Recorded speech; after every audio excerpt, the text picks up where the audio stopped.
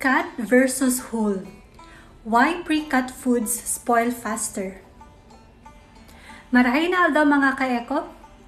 Napapansin niyo ba kung bakit mabilis masira ang pre-cut foods kumpara sa whole foods? Una, ang surface area.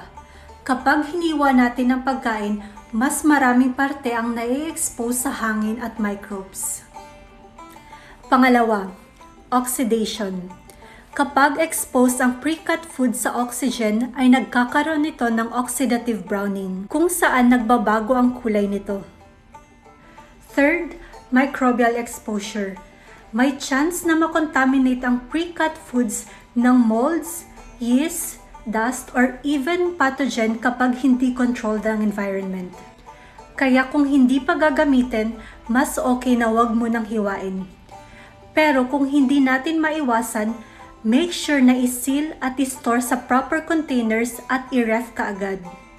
Simple lang. Less cutting, mas matagal ang freshness. Hanggang sa muli mga ka-eko!